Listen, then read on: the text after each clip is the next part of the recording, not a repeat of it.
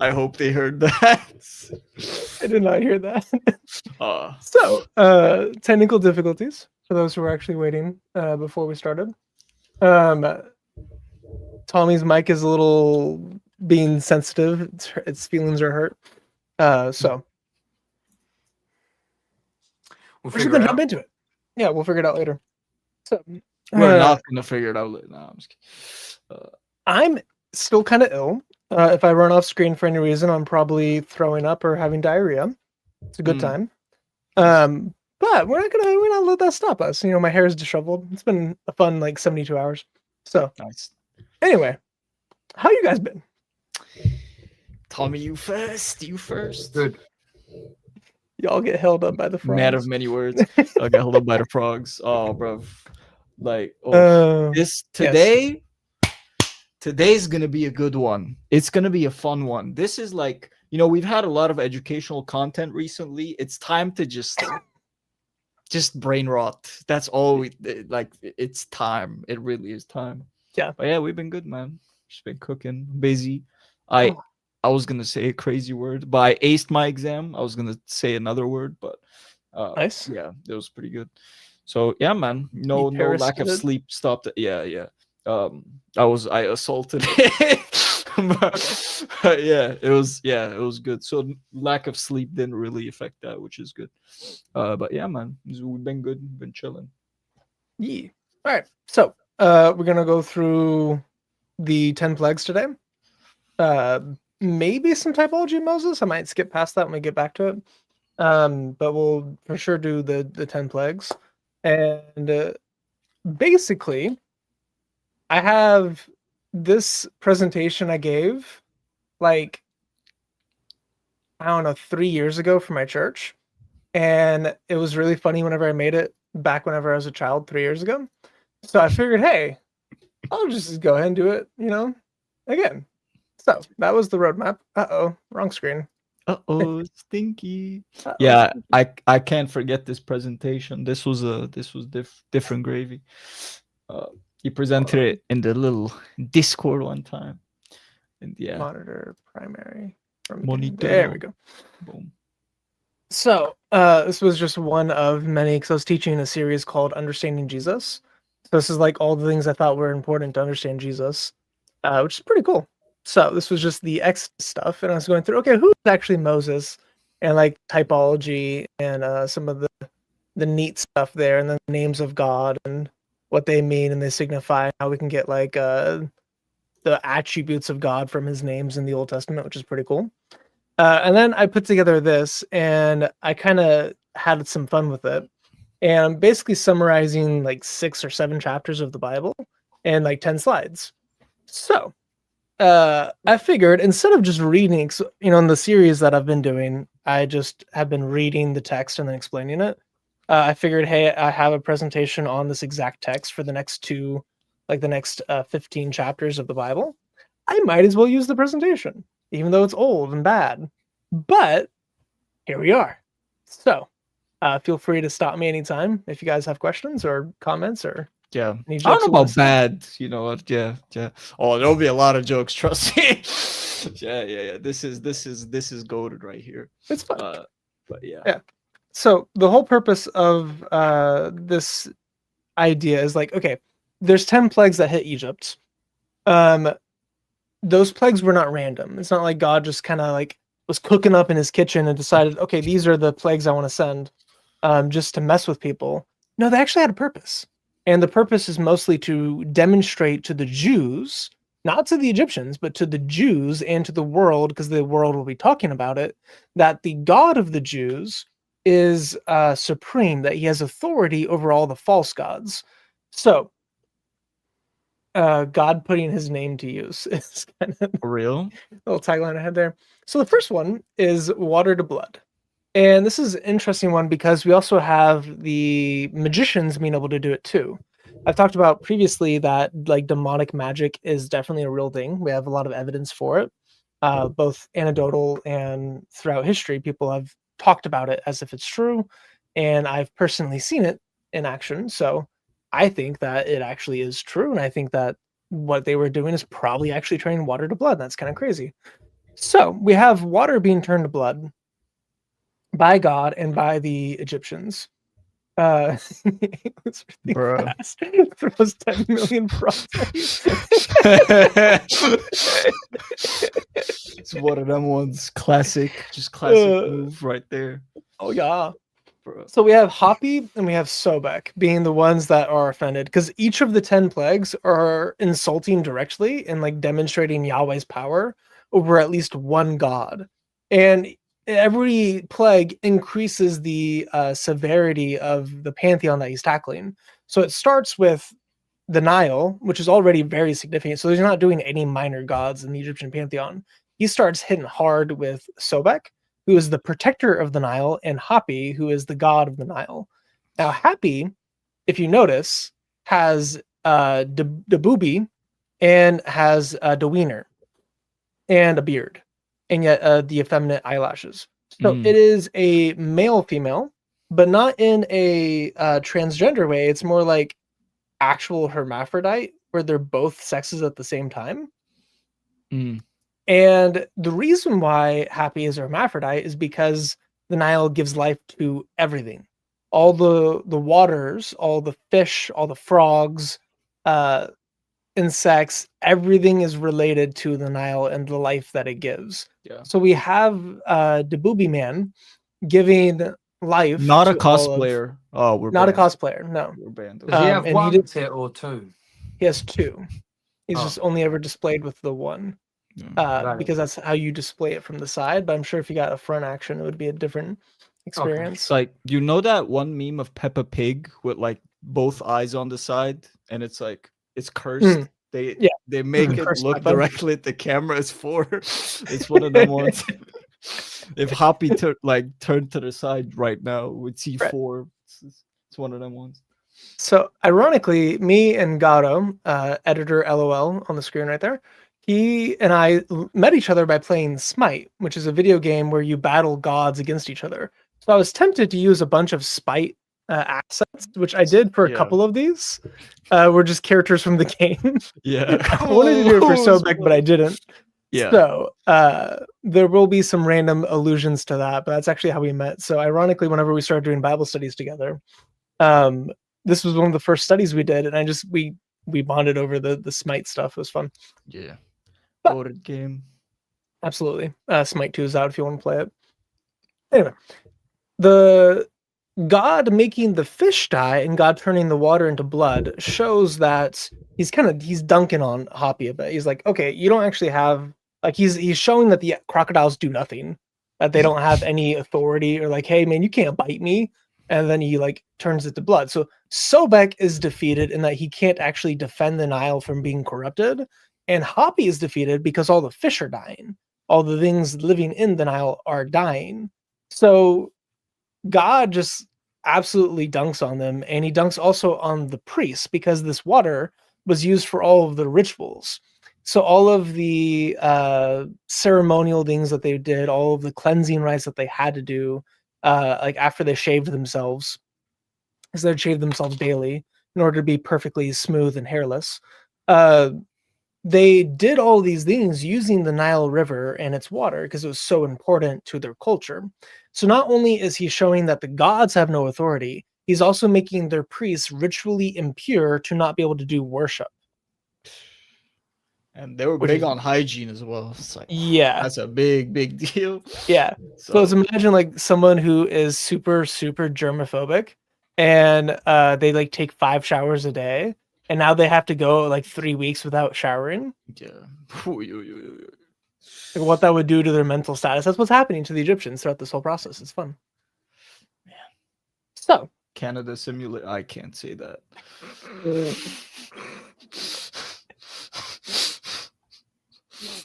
We also have, yeah. We'll get back to the lice thing. Yeah, they have. The view of lice was that if you had lice, you were just a dirty creature, and the people who had hair would get lice more often. So they were hairless to avoid that, and then to avoid all the other things. So like the Hebrews having hair was offensive to them. and it's part of the reason why they thought that they were dirty. They also were hairless because they did a lot of sex stuff, like a lot of sex stuff, like an absurd amount of sex stuff. Not as much as the Hindus, but it's pretty close. And they loved sex so much. They supposedly practiced monogamy, but they also were very loosey goosey with their monogamy. Where it's just, hey, if you want to swing around, let's go for it. So they let everyone, they let all the boys in the yard holler back at them. And because of that, it was part of their religion to have sex and intercourse with most of the gods. So they had like 12 gods on just sex. So like, the Greeks and the Romans, they had Aphrodite and Venus. And then the Egyptians had like 15 deities of fertility, including deities that shouldn't be related whatsoever, also deities of fertility, because everything is fertility, man. Okay, never mind. Yeah. So yeah, Egyptians don't have a cucking god. I just had to make sure. Okay, good. All right. Get it out. No, they don't have. I wonder what their chairs were like back then for them. Yeah, hotels weren't really a concept. I forgot about this. So, what is Sobek's title? I don't know if you've been reading the screen. I had it on the screen. I forgot what it was. You've mentioned this before. Seaman, it's right? Lord of Seaman. Oh yeah, the Lord of Seaman. Yeah, it is, yeah, Seaman. So Garo's nickname. So former Seaman. Former nickname. Former Seaman. Former Lotus. I'm not a homosexual, just to clarify. I had to think it a little bit. That sounded. Huh? His name literally means to impregnate. Yes, his name literally means to impregnate. Yeah. Fair. Valid. Yeah. Yeah. So again, they have a very high view of sex and of birth and of rebirth, because that's their whole motif. They had a resurrection cycle that daily happened with their chief gods. So they had both gods of birth, gods of death, gods of rebirth, and gods of intercourse in order to cause the birth and death and rebirth. And they had dozens of gods of sex. We'll go through a bunch of them. Here's one of the most important ones, Hetz, also known as the sexy frog. She is the sexual religious icon of Egypt. What a flattering creature. If you Google search Heket, you're going to run into things that you don't want to see. If you deeply Google search Heket, you're really going to find stuff you're not going to want to see. The amount of people who have choked the chicken to a frog is more than zero, and that is awful. So, did you see the comment?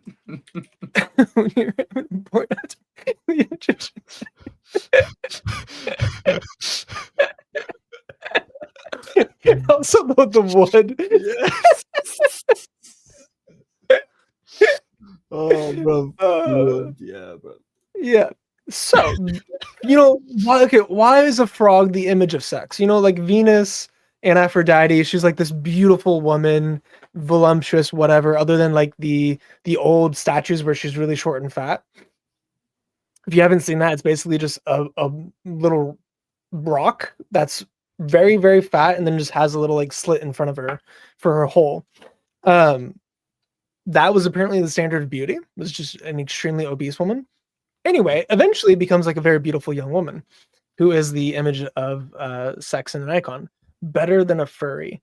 That's true, absolutely. But the Egyptians, for whatever reason, I know the reason, it's because of frogs. Frogs themselves have so many kids. So many kids, like hundreds of thousands per year.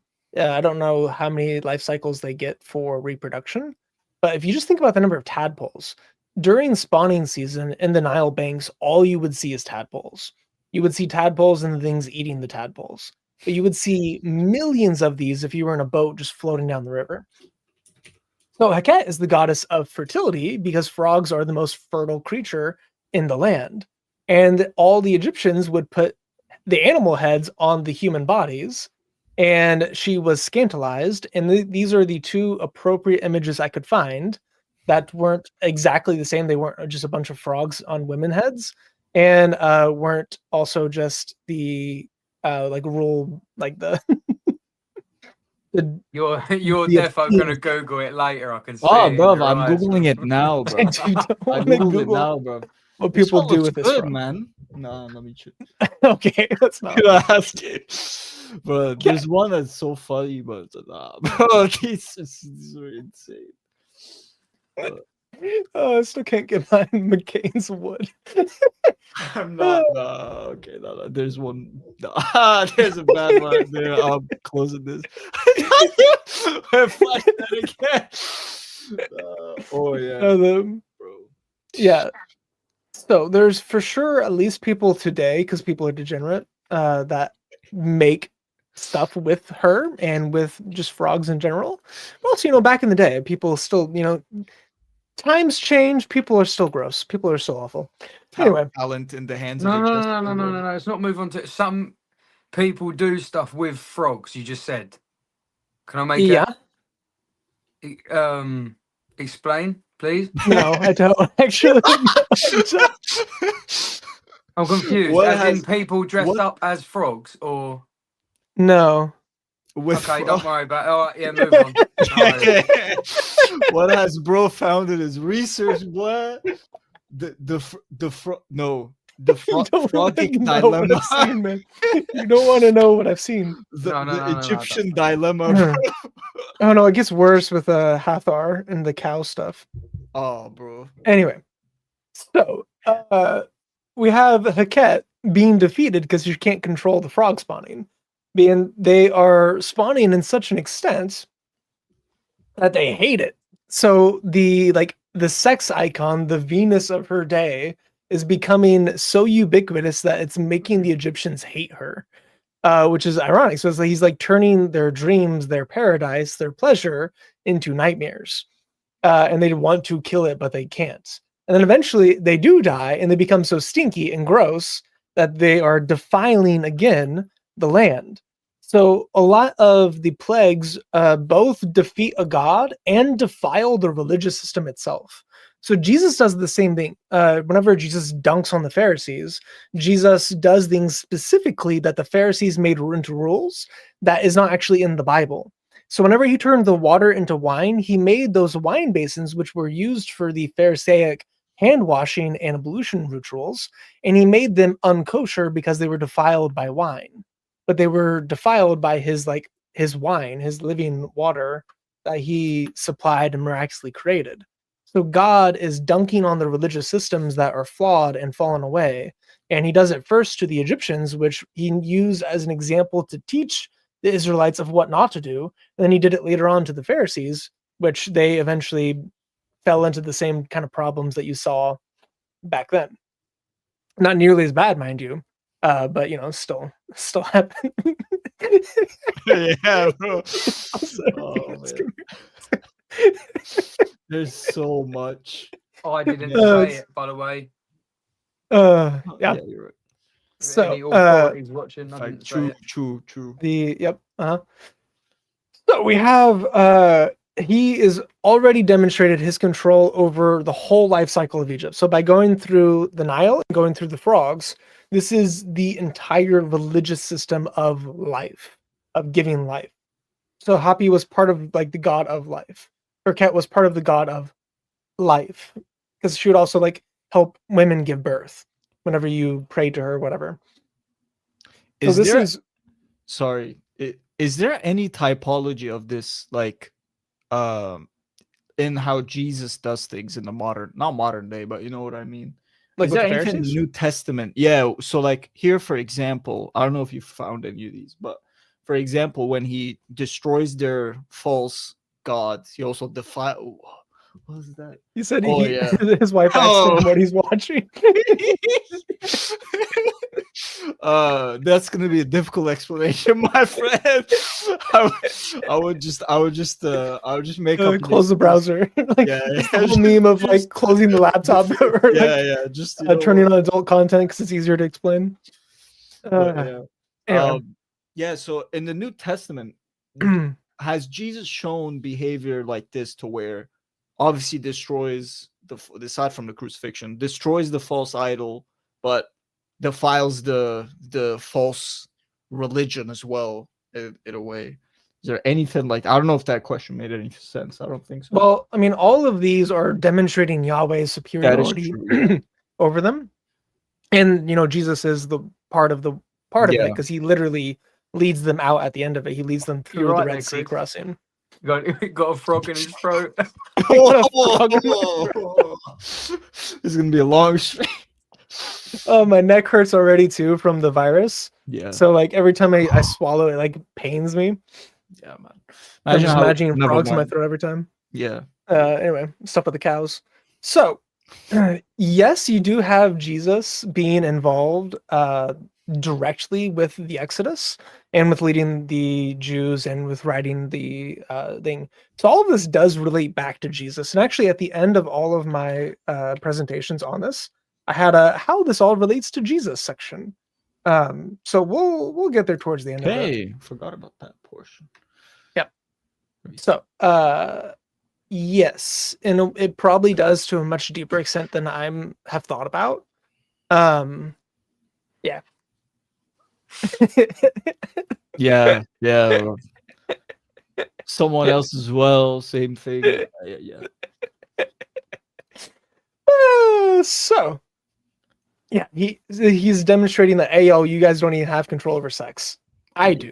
So God is the God of the created order. And the whole point of this, all of it, is to demonstrate to the Jews, hey, I am in control of the universe. I am in control over life. I am in control over death. I am in control over reproduction, over sex, over food, over everything in your life. I have control. I created it. I am.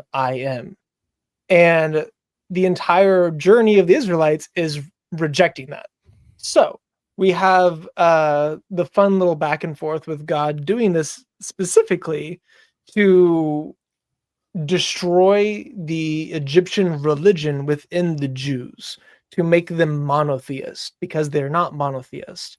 Then he ultimately destroys them in the desert to accomplish that goal, even though he was originally planning on letting them into the promised land if they were to be faithful to him, but they did not. Yes, so third plague, lice. And this gets back into the Egyptian view of lice and what they would do.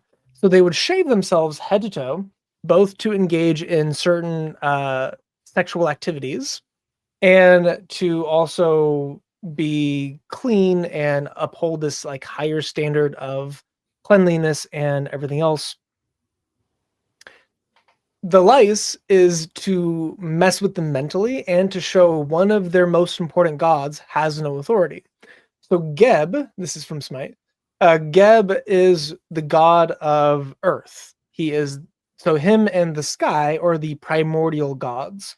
They're the ones that made all the other gods that then created humanity and so on. So Geb is one of the more important gods, but he's important in the way that all of the primordial deities are in polytheistic religions, but none of them are like the chief deities. So we have Geb being very, very important. It's already the third plague, but all the gods that come after him are more important just because they actually deal with the religious system itself rather than just being the progenitors of creation. But he's essentially one of the creator deities. He's a ripoff of Groot. It's facts. Yeah. I had a lot of controversy back in the day for quote unquote ripping stuff off, so it's not too far fetched. Yeah. To be like that.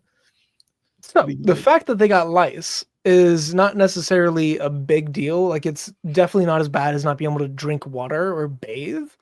But or like being covered in frogs and then dead frogs. But it would have been a big deal for them mentally, because now they've had two big issues. They've had their cleanliness and their intercourse and life cycle be affected. They also are having their cleanliness being affected in a way that they can't even control whether or not they have lice. I can't think of a good analogy for us today.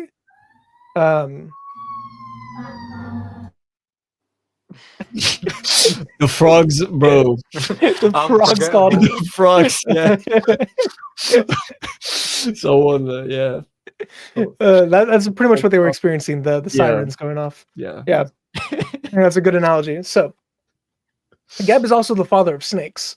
So Aaron's staff becoming a snake and Moses' staff becoming a snake is not only to show that God has authority over snakes, which was important, but it was also to get Aaron and Moses to trust him because they got him to grab it by the tails, and then their snakes killed the other snakes. So it shows that their like not necessarily magic, but like divine power is stronger than the magicians. So he's demonstrating that the priestly division is weaker than his priestly division, that his authority over the earth is weaker than his authority over the earth, and that the father of the Egyptian Trinity is nothing before Yahweh. So we have, even though the earth is divine, Yahweh is showing that it's just dirt under his feet. There's nothing important to it. He made it. There's nothing here. And going into the fourth plague, which is the beetles, which is not translated very well in any of the, well, not any of them, a lot of the translations. Most of the time, whenever you read this passage, it says flying creatures, which is accurate to the Hebrew, but it's not accurate to the context of what it would have been in Egypt. So any bug is that same word in Hebrew, and it is, you could say like, oh, it's a fly, it's a locust, it's a beetle. Like you can use any of those things. Beetles are important because they actually have a god who's a beetle, which I love his little statue. His statue over here with they got real creative with that one. The beetle head on a person. Yeah, it's wonderful. Also another Smite asset. The hug bug is what we call him. Bug, goat. Yes, hug bug goat. He's the only god in the game that doesn't do damage with his ult, and he instead revives people because he's the god of resurrection in Smite. So he's like the most friendly. Like anyone who plays Khepri is just like the most friendly person you've ever met. That does not translate well into the Egyptian context. So Khepri is the god of beetles, dung beetles specifically. He like they roll poop around. For you. He's also the god of kind of the sun in the way that he is the one that pulls or pushes the sun across the sky. So you have a couple different theories on how the sun gets across the sky. One of them is he's tugged along by a boat, and he goes through the birth and death and rebirth cycle in by Osiris and whatnot. And then the other one is Khepri is rolling him across the sky as a big bottle of poop or a big ball of poop. But it's sun poop. So Makes you have much more sense. much more sense, yes. So you have your dung beetle rolling the ball of poop across the sky that is also burning. So instead of it being a nuclear furnace or reactor, is instead a burning pile of feces that Khepri pushes around the sky. Then goes into where he's walking. Comes back out. Yeah, man, dude. Walking. Yeah, well, you know the fire, he burns his feet every time he pushes it, so he keeps them clean. Yeah, he's like burning off the poop as he pushes. Facts. It's very clean claws.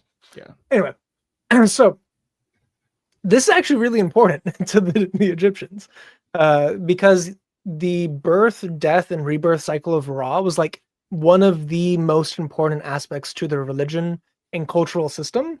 And he's part of him and Pharaoh are the maintainers of the cosmic order of the universe, which is like one of the titles of Pharaoh. He's the god of the cosmic order. So Pharaoh is ultimately the chief deity in the Egyptian pantheon, and Khepri is related to helping him keep order. So the beetles in the plague are destroying all the structures in the area. They are destroying the wooden and I think also the metal, but they are specifically going and destroying the man-made, created, ordered structures. So God is kind of dunking on the idea of cosmic order being in the hands of anyone else.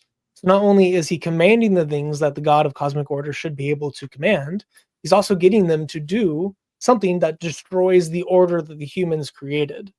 So he's dunking again on the Egyptian understanding of creation, of order, of the purpose of gods, and he's basically mocking their entire religious system by doing this. Dude, bro, Chip was in shambles by this point for sure. It's crazy. Like, so at this point in the story, Pharaoh starts to wane a bit, and then God starts to harden his heart to make sure he doesn't actually fully wane so he can get through all 10 of the plagues. So we have judicial hardening, but at this point, mostly the Egyptians are like, okay, please stop it. We concede. This is too much. Cooked. You've won. Rage baited. Yeah. Which is also interesting because it's also going against like Sekhmet and everything else. He's the god. Very hot. Kind of. Yeah. I like frogs. Oh, I got the. No, don't. I don't think she saw this part of the stream. Frogs are cool.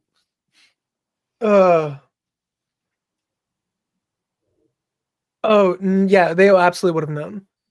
So the religious leaders for sure got the parallels because you got to remember this is not just like them not having water to drink. This is their day-to-day life. So it's like no, I can't use that example because UK. It's like Hindus. If you were to go to a random Hindu and like kill a bull in front of them and then throw their leather on their body. Or like throw their leather with like rip flesh off of a cow and put it onto a Hindu's face. That's the type of experience that these Egyptians would be having right here. Hola. This is okay, bro. It's the whitest thing you could have said at that moment. Hola, amigo. ¿Cómo estás? Anyway, so yes, the Egyptians would have immediately recognized that fully rely on God, not the frog. Yes. Amen. Yep. No, they would have. It's a whatever it is. It's with all the letters in it. FROG. Fully rely on God. Frog. Oh. Bars. Serious bars. Nice, Karen. I did not notice that. My brain too small. I've gotten 1,000 calories in 2 days. Yeah. Bro, gotta genocide a cheesecake again. Brother. So whenever I ate a whole cheesecake last time Garo was at my house. Yeah. Because he didn't help me eat see it. the proof? You see the proof? The frog. They're showing the dependence on God. It's true. Awesome. See the proof? This is another god you should not Google. Hathor is one of the other gods of sex. And she is one of... You can hear him typing. He's not even hiding it. You can hear him. Yeah, this one. Okay. Yeah. Bro, yeah. You need quite a keyboard. I can hear you, bro. I slammed the extra hard, bro. Just so yeah. This is actually one of the most appropriate images I found for her, which is still quite like a heavy bosom, and her nipples exposed in this one. So, I mean, that's pretty common for the ancient symbolism. This one is sagging, but I thought that was a penis, bro. The one I googled. The fish, bro. Nah, this is yeah. You're right. Man, it's not Google. My man is bricked up. Anyway. Okay. So yeah, don't Google this one. This is one of not so. Part of the problem is not bricked. Not bricked. I refuse the allegation. I refuse the allegation. My man is demonstrated as one. We have to, bro. You can't let the bro. This is Korean. Okay. Yeah. So anyway, now you've scared Karen. Well done. This is getting. That was because you're right. Anyway, so she is one of the goddesses of intercourse, and again, if you look up images of her, you're going to find a lot of furry stuff because she is a little bit more popular in the furry community. So you'll see a lot more fan art of her, scantily clad or fully nude. So you can accidentally find that. You can intentionally find it very easily, but you can accidentally find it if you search into her. Anyway, she is the mother of Pharaoh and the goddess of Pharaoh. So the killing of the livestock is one of the most important plagues. So God is really ramping up from the 5th plague onward. So the first 4 are just like light work. It's just them and like God flexing on them. But after the 5th plague onward, we are getting into some serious like battling between the gods. And obviously, it's not battling. Obviously, they're not real gods. But from the Egyptian and Jewish perspective, this would be a war between Yahweh and the Egyptian pantheon. And God really steps it up during this process. So she is the protector of Pharaoh and also the wife of Ra and mother of Horus in some of the mythology, because again, Egyptian pantheons are not monolithic. They have a variety of different belief systems. There's different creator myths, there's different creator deities, there's different stories what the gods do and don't do. It's kind of like the Greeks. Depending on which Greek you talk to and what their history is, you'll get different histories of what's happening in their pantheon. Obviously, Greeks now are not pagans, they're Christian, but if you were to go back in time and talk to them, you would get different stories. So in a lot of the stories, she is the mother of Horus. In some of the stories, she is the wife of Horus. In some of the stories, she's both. So you have some good old-fashioned mother-son bonding between them. And we have 10-8 round Yahweh. Yahweh facts. Absolutely, man. Yeah. Gold. Yeah. Yeah. So there are also male and female bull-headed deities. That's not all of the ones. I don't actually have all of the deities listed that God is offending. I just kind of pointed out the more important ones in the presentation. Yeah. Also, I probably would add more stuff to the presentation now that I know more about the topic. But it still gets you like 80% of the stuff in it. Yeah. It's you see, it's very, very yeah, no man. Yeah, they the precursor. Yeah. You like theology? Name all gods. All of them. Real. Oh, that's funny. So real. So one of the big issues with this plague is the killing of the animals themselves, because the Egyptians viewed them as either literally gods or as the avatars of gods, the same way like Vishnu has avatars like Ram. So you do have different avatars of the animals. Whenever the animals die, a new animal will be brought up. So they actually had like altars on the animals.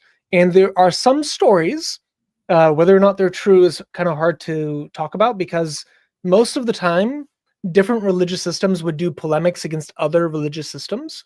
But there are some stories of some pharaohs and even the priests and others that would have intercourse with the animals to appease the gods. Now, whether or not that's true, we have hieroglyphs of it happening. So you could say, oh, well, the hieroglyphs were just symbolism. It was just mythology, and they didn't actually practice it. Or we could say that they actually did bestiality. There is a lot of stuff in the Levitical text about not having intercourse with animals, and not having intercourse with animals in the way that the Egyptians are described doing it by other religious systems, by polemicists. So that might be evidence towards the Egyptians letting them get slammed by animals tied to the ground. Jeez. Or it could be all exaggerated. Hard to tell. We'd have to go back in time to be able to find it. We don't have archaeological evidence of it other than the hieroglyphs, but the hieroglyphs do testify that it happened. It's just, are you mythicizing the hieroglyphs? Are you literalizing the hieroglyphs? But because they had this high view of animals on these altars, where they had like golden seats before them, and they would feed them and even like let animals do things if, maybe. Because they had such a high view of animals, whenever the death of the animals happened, this is literally Yahweh killing gods. Like, no interpretation needed, man. This is just like literally, oh, the god I worship just was killed by this other god. Made a comparison. And he declared, yeah, I know. It's like, how do you get back from that? Yeah. Especially whenever he declared it's going to happen beforehand. And it's not just one god that dies, but all of them. Important ones as well. These aren't some little memes that, nah. Your most important deity is gone, and he was never there. It's over. Yeah. Did we cover Pharaoh's heart hardening in this presentation at some point later on? Was that no? I should have included it as like a bottom slide of what was Pharaoh's heart like for each of these plagues. because I was gonna ask a question about that, but would have done it later. But it's more of a theological question. It doesn't have to do with this mainly. It was more so like obviously God had the plan of this to happen. He had a mission to slime out all these gods. So he had to harden his heart for this to happen. So with that, if it's like an unbeliever, for example, or something like that, if he looks at that and he's like, oh, God didn't want him to be saved, what is the thought process behind that, or what's the consensus on that? Because I've never really looked into it. Right. I just noticed you changed your name to Frog Expert. Oh yeah, that was I should probably change that back. Anyway, so there's a lot of different views on that, depending on if you're a Calvinist or not. I'm personally not a Calvinist. I would say that judicial hardening is a legitimate thing. Whenever you get so far away from God that you are in open rebellion against him, he is going to let you over to your evil desires. We get this in Romans. Yep. Paul opens up his letter by talking about judicial hardening, that in the hardness of our hearts, God lends us over to our sinful desires, the hardening of our flesh, to make us, it sears our conscience and it makes us more willing to do sin. We see this a lot with people. The most obvious example is crime and porn. The second one, this video is going to get demonetized. The second one, whenever you take in adult content, you typically start with pretty normal views. What you would say, like, the way the devil manipulates people is he has two goalposts. The top goalpost is God's standard of morality. The bottom goalpost is what society determines as evil. What Satan wants us to do is way down here, off the screen. So the way that Satan gets us to go from God's standard to his standard is he slowly shifts the goalpost downward. God's standard never changes, but our standard slowly gets worse and worse and worse for society because we start to normalize worse and worse things until eventually we're down at the standard of like Sodom and Gomorrah, where anything goes, or the flood generation. They did whatever they wanted. They had no standard of morality. They lived according to their flesh. We see the same thing with people who take in adult content. I was the same way myself.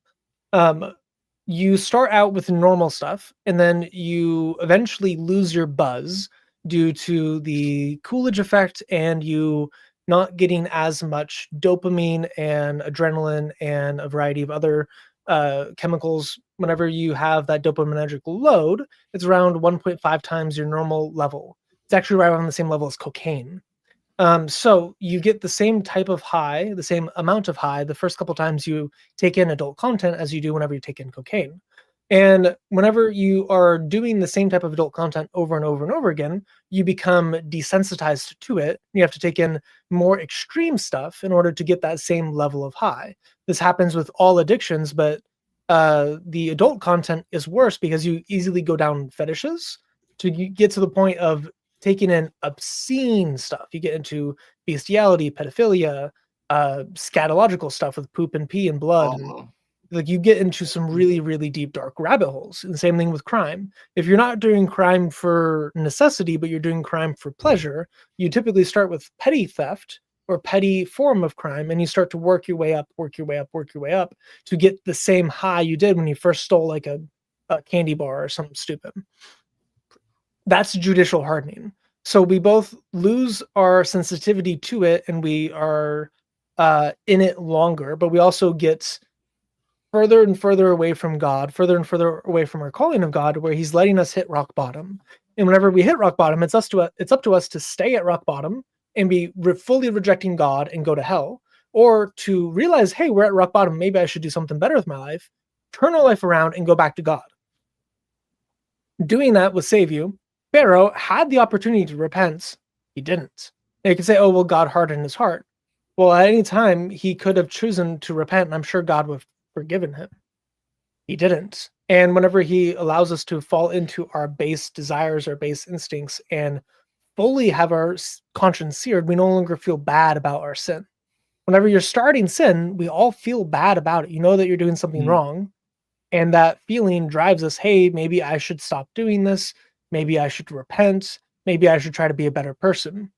The more you do it, the less you care. Yeah. That's judicial hardening. that's what's happening to Pharaoh. The more he's sinning against God, the less he cares. Yeah. Even though he started to care due to fear, God helped him avoid his fear, and he continued on to his rebellion and rejection of God. Yes. It's like your first. This is not me saying this. It's like serial. Oh yeah, true. Yeah, what's that about, bro? Yeah, facts. Bro. Said all this stuff calling him gay and that. Oh, he wore eyeliner and he's got a ponytail, and then he's a modern day liberal, and then he just threw in that he was bald, bro. Like just fun have a fact. day off, Janny. Have a day off, mate. Lord have mercy, mate. Cooked, bro. Just cooked. No, it's fine. I'll just do the rest of the stream like this. The best part about that, didn't know it was you at all, for sure. It's just like, oh yeah, this thing's yeah. But yeah, God, it's scolded. But yeah. And then they're talking about the eyeliner as well. I don't know what that's. Oh, I'm not really going to get involved in that debate. It's not my area of expertise, in it. But thanks. But, yeah. Yeah, and the Bible does emphasize the heart of flesh. Hardness will stuff out the light. God made, can't let that happen. Yeah. It's always the slippery slope. I had to watch Breaking Bad as well. No, you don't. No, you don't. Don't watch that. Oh, okay, fair enough. Fair enough. Okay, fair enough. Because he mentioned in the comments that the show Breaking Bad brilliantly represents the slippery slope of shifting the goalpost. Right. It's true. I would not recommend watching it myself. I was not very impressed by it. There's like no okay. So it's great writing. It's great cinematography. The Fly is one of the best cinematography events that existed. It's kind of boring, and there's no likable characters. You want everyone to die. At least I did. Sounds good. I didn't like anyone. Granted, I watched that before I was like fully a Christian, so maybe I would feel different now, but I didn't care for anyone, including his son. Yeah. I don't know, man. How can you? What are you saying, bro? His son was annoying. Yeah, but he's also like disabled. You just like you can't just hate him because he's annoying. He's disabled. I mean, he's got right, bro. Again, watched it before I was fully a Christian, but I didn't really. I didn't relate to any of the characters. I didn't care about any of them. Yeah, so did I. But I didn't think, oh, look at this dude. He's annoying. He can't even walk, bro. You need I can tell you what, Gary, you do need. To equal opportunity. You're right. Yeah. Yes. Exactly. So, anyway, Hathor. Get back into that. So, we have specifically the gods being slaughtered by Yahweh to show that he has authority over them. Who the frogs are. I'll show it real quick. So this is the frog. It's the sexy frog. It's the goddess of fertility. Oh, mate, he can't drop it, can he? Yeah. He can't drop it. Breaking Bad is where he changed his name. It's been live for 48 minutes. 40 of them have been on the frog. You can't drop a nuke and just stay there, It's... yeah. Anyway. So the sixth plague. Oh, good, too far. So here's where it's interesting for Sekhmet. She is also one of the ones that is used by furries. So again, don't look at all this stuff up with your own decision making.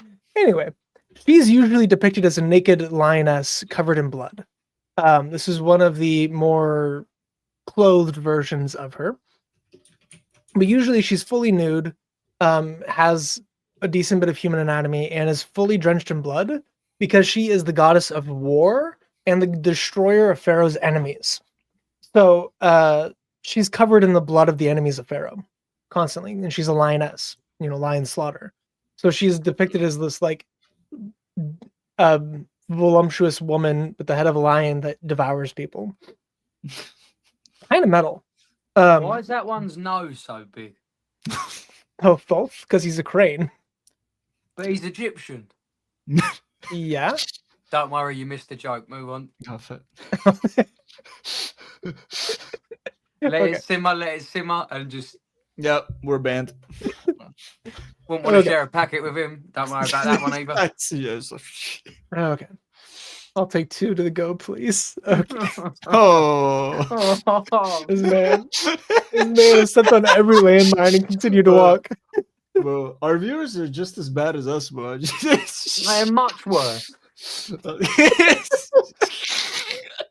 This is what happens when this is what happens when you stream with David Wood.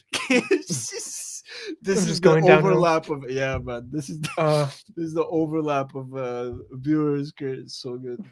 Wouldn't have any other way. Anyway, so we have Sekhmet, and we also have Isis and or Iset, because we can't say Isis, and Thoth. So Iset is the god of magic and sorcery. She's also the mother of Horus and the wife of Osiris. So she's part of the Trinity of Egypt. Thoth is the god of wisdom and knowledge. He's the one up here. In Smite, he has one of the best kits in the game, and I love him. And he's very easy to abuse. So if you play that game, play Thoth. Anyway, Thoth and Isis would have been in charge of the knowledge of medicine and healing and magic in general, but specifically the knowledge of healing and the way to deal with injuries and boils. So the facts that all of them had boils and that they couldn't actually deal with it shows that God has supremacy over some of their chief pantheon gods. Thoth is very important. Isis is one of the most important gods in the pantheon, and so is Sekhmet, who is one of the defenders, because Pharaoh has a bunch of gods that are defenders of Pharaoh. He has like 30 of them or so. A lot of them are the minor gods. This is one of the more important defenders of Pharaoh. But it's showing that because Pharaoh had boils on him, Sekhmet was being defeated as well. So the defenders of Pharaoh were failing, and all of the gods are failing. So now God has stepped it up over, you would think that their gods literally dying is like the worst you can get, but actually having boils is worse because it's directly confronting both Pharaoh's household and the established authority of Egypt, and one of their chief deities being Isis. I guess I'll take 2 to go, please. Comment. Wild. Anyway. So here's one of the ones. Can you pin it? Can you pin a comment on live or not? I'll just print it out and frame it, bro. Yeah. I'll pin that to the top or not. There you go. There you go, McKen. So we have I'm gonna report it. Bro, we need to make it mod. We need to make it president, quite frankly. Yeah. Anyway, so this one is interesting because look, Mama, I made it. Bro, it's the person we need. It's the person. So Neith is an interesting one. This is again from Smite. She's the starter character for the game, actually.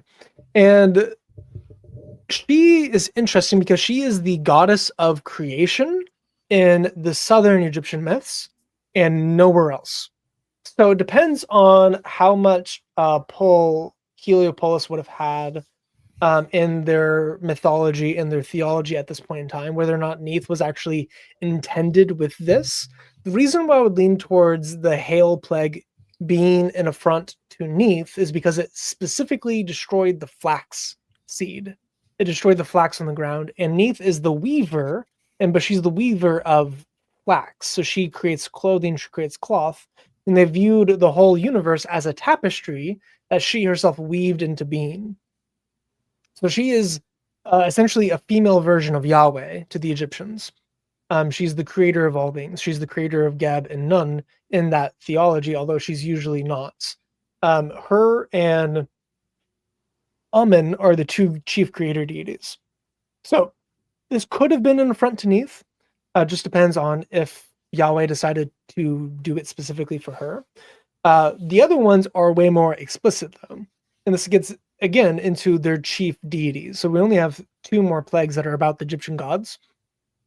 And this is like hitting the rest of the Trinity. So you have Horus and Osiris, because Osiris is the god of vegetation. Interestingly enough, he's the god of the dead and he's the god of vegetation. and he's also the god of death and resurrection. So he controls life, he controls food, he controls flax and barley. He also controls the rebirth of things. So by Yahweh killing the animals, them not coming back to life, killing the plants and everything else, he's showing that Osiris has no authority over life and over death, and along with also the frog and the crocodile and all the hermaphrodite and all the gods. Why is she called Nut, bruv? Newt. Nah, it says Nut, bruv. On my screen. No facts. Yeah, it's yeah. Newt is the one in the sky here.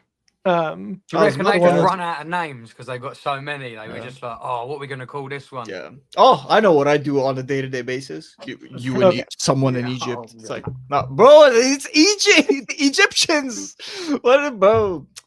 All right, man. Could have made a peanut joke. Could have taken that anywhere. It's okay. It's fair enough. But yeah, I was gonna ask who that half American. Yeah, who that half American was up top. But yeah, it's half American. Yeah. So the star boob lady hanging out up there. That is the mother of the gods. So her and Geb get it together, because obviously the sky and the earth, they, okay, and then they have babies come out. Part of the Egyptian mythology is that everything comes out of the water. You do have, I don't remember if it's Egypt or one of the other pagan cultures, but you do have a mythology of the gods are spawned out of a outpouring of semen. So instead of it being an outpouring of water that brings life, it's an outpouring of semen that brings life. You're just making stuff up at this point. You must literally you're just making it up. Hold on. Newt, bro. It's Newt. Oh, he's pulling up a third party. Whatever you want to pull up, I don't want to see it, bro. The half of the stuff we talked about today. The Heliopacian. So this is in like central Egypt.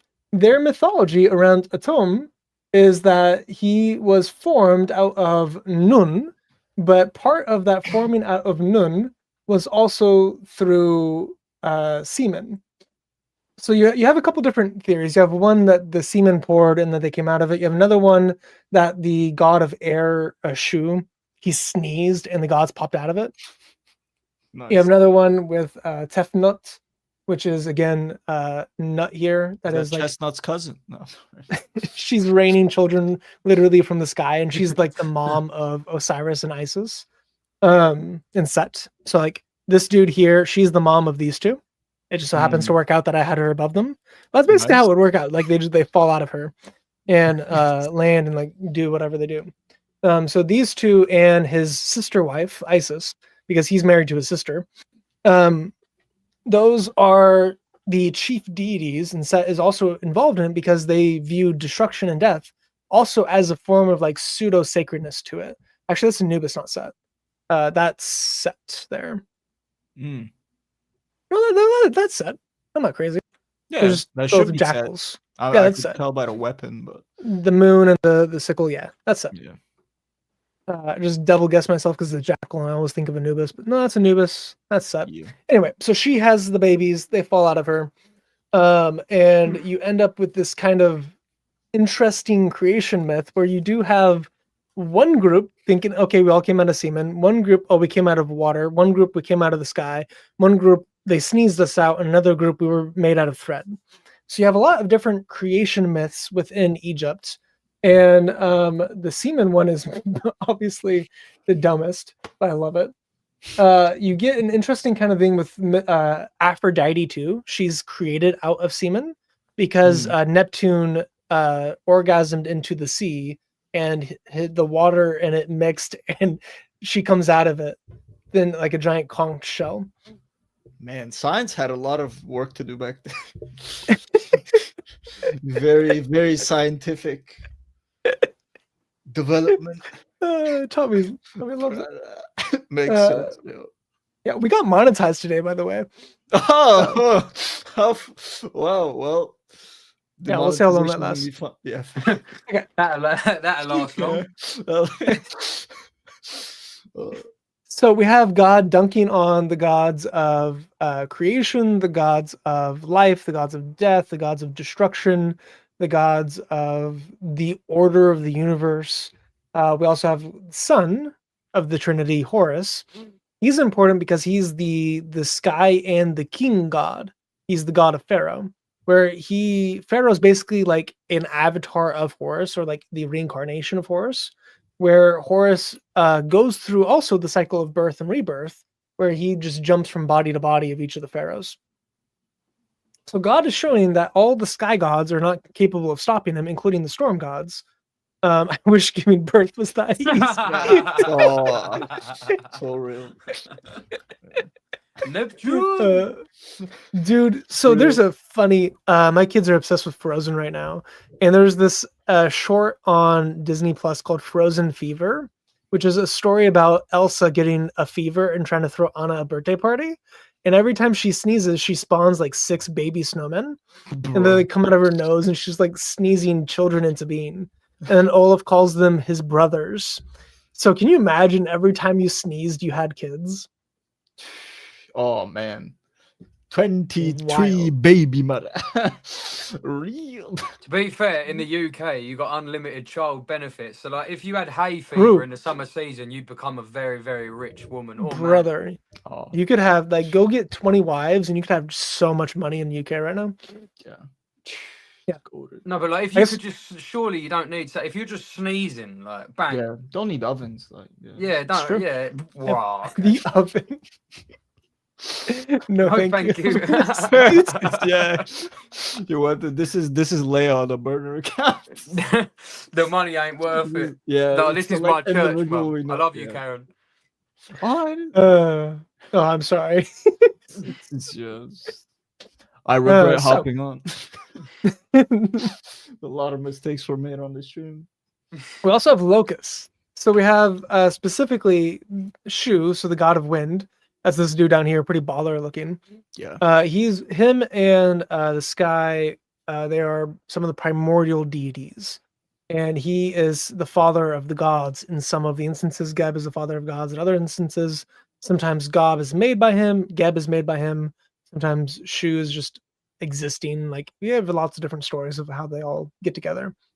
But they were worshipped during this time period, so God obviously decides to dunk on them. So not only, if you notice in the locust plague, it says that God sent a wind to carry the locust into Egypt.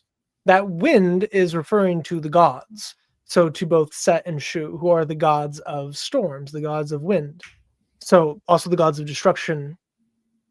So we have God using wind to be the destroying factor for the Egyptians, which is pretty awesome. So you have like all of the stuff on the Egyptian priests being defiled. They're not being able to do worship. They're not being able to do sacrifice. They're not being able to tend to their gods. Their gods now dying in front of them. They're not being able to stop it. Their vegetation being destroyed in front of them. They're losing everything. They lose everything up until this point. So by this plague, the locusts are eating everything that was still left, which also shows that the rest of their gods are defeated. All of the gods that are supposed to be defending Pharaoh's house is defeated. All the gods supplying food, life, death, rebirth, literally everything in the Egyptian pantheon has been defeated at this point in time, other than 2 things, which is why the last 2 plagues are by far the worst. But interestingly, do you remember what the 9th plague is? I do. Let him answer though. I don't.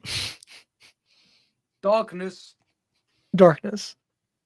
The So- gods, Wait, like, oh, God that- wait, that literally was gets the the last one. TV remote, turns the sun No, off. He's yeah. like, unlucky boys. Okay. Yeah, I yeah. had the order wrong. Yeah, my you head. just flipped a switch and the sun went dark. Yeah. But only in one little area. So you had like a flash of dark and then you're shining over the Egyptians. So See, whoa, little magic, bro. Anyway. hold on, let me do it again. Yeah. Oh, I'm an Oh. Egyptian. No, I'm not. I'm oh not. no! Someone put in the chat, he made an. I quite like to see that, Scott. I don't know where that is. If you just want to put like a link or something in the chat, I'd be interested in reading that or watching that, whatever it is. That sounds quite cool. Also, I did have a question. So there's 2,000 Egyptian gods. So why did he stop at 10? Why didn't he just let them have it? Like, well, there's no need to, and he's tackling their most important gods. It doesn't always have to be a need. Could he not just do it for like? Just wipe out. I mean, he could have done it for giggles, but spin the whole block. That at a certain point, he's becoming cruel. Like, there's a difference between being like disciplining people and torturing people for pleasure. Yes. So the 10 plagues is already past what a lot of people would be comfortable with for like torturing people. And most of them are not even physically harming people, it's just psychologically harming them. Yeah. But if you were to do this for like months, that could be seen as a form of cruelty. And you've got to remember, God loves the people that he is causing to suffer right here. He loves his people more because they are both the innocent in this encounter. They're the ones who are suffering. And he is deliberately punishing evil. And they were doing some pretty messed up stuff in Egypt. Yeah. But at the end of the day, God wishes for all evil people to repent. So why didn't God cause them to suffer longer or in more depth? Well, I don't think that was necessary. And that at a certain point would have just made God cruel. Super necessary. Yeah, no, fair. It was super necessary. It's like kicking someone while they're down, I guess. Yeah. It's like, stop, it's already dead. It's like, it's one of them ones. But yeah. MMA. Yeah, facts. Elite ball knowledge. But it's just to be like that. I just thought he could have ticked them all off. It's like not out of his, do you know what I mean? Not plaguing, I guess. I mean, he pretty much did. Most of their gods are still on the same topics. Like, they have like several dozen gods on just sex. Some little ones, yeah. They had I googled it. They have 2,000 gods, but they only managed to come up with names for 1,400 of them. They must have just run out of names. Too much. There's only so many names. That's why it's coming up with things like nut, bro. Like, what is that about? Yeah, it's too much. I think, theories. That was the last one. They were like, you know what? We're dragging it now. They just stopped naming them. I love how you refuse to call it nut too. You always call it nut. It's just not. But yeah. In that shall will not be named. There's not 10 plagues. So I've never heard this before. I'm gonna look into that. Anyway. Oh, that's on that 3, bro. That's like next level. Anyway, back to the original topic.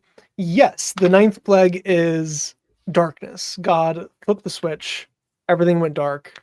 And why is that worse than them having boils or dealing with frogs or their livestock dying or hail or locusts? Like, why in the world is that the second to last plague when the last plague is literal death? What's so important about this? That the darkness would be more damaging to them than the other 8 plagues combined. Is it like part of like photosynthesis or something? Is it because like the light brings life or something like that? Cooked raw. Like, kind of, yeah. So that last little bit, it's because of the light, because of Ra. Yeah. So Ra is their chief deity. He's the big mom. Amun and Atun, like, we have a couple different versions of him, and they all kind of blend into one being, with Amun Ra being the typical way you would see it said. But Ra is also one of the proper ways to say it, which is also why in Hebrew, it might be because Hebrew has like 1.5% of its total words in the Torah is Egyptian loanwords. Ra might be one of them, where Ra in Hebrew means bad, and Ra in Egyptian means the chief sun deity. So if they're using Ra as in something is bad, they're basically using his name as a defamatory remark to describe something bad or negative, which is really funny if that is the case. That's how it's used in the Torah, is that it's used as bad thing. So if you're using the name of the chief deity of the people who enslaved you as like a byword, that's 3 pretty days. interesting. Facts. As your resident typology expert, Mm. I think it's important to mention that it was dark for 3 days. Yeah. Same way Real? as Jesus dark 3 days risen. Real. Just throwing it out there. Do you know what I mean? Yeah. There's Let an it simmer. interesting typology. Well, maybe not typology, but like symbolism. I guess it is a form of typology with the Israelites, which we probably will get to towards the end of it.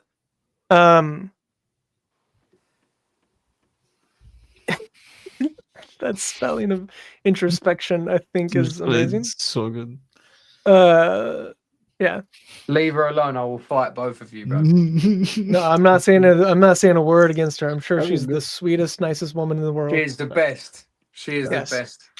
So, Ra is the chief deity, and if I've mentioned him a couple times so far, where he has like gods that are dedicated to just protecting him, who are like sexy lionesses covered in blood. We have Khepri pushing him around as a ball of poop. We have a lot of the Osiris and the vegetation and all, because all that stuff grows with the sun, and they're aware of this. So they know that photosynthesis has to happen. They don't understand the specifics of how plants grow. They know it requires water and sunlight. Pretty much every society understood that. So we have Ra being the god. And it's a pretty cool looking artwork. Real. I like it. That's why I chose it instead of like a Smite PNG. So we have Ra being like, there is no other god that is nearly as important to the Egyptians. He is their equivalent of Yahweh. They do look cool though, innit? Like I'm not saying I'm not going to start 100%. worshiping, but they do look pretty cool. Some of them. Our veneration. If you saw like hieroglyphs look, you would not actually think they look that cool. They're not that impressive looking. No, but ChatGPT thinks they're savage, bro. Yeah. Oh yeah, their depictions are like outside of hieroglyphs is cool. Yeah, like, people come up with some pretty cool stuff for it. Yeah. But this is such an interesting way to defeat them. Oh, I went too far. You have complete utter darkness.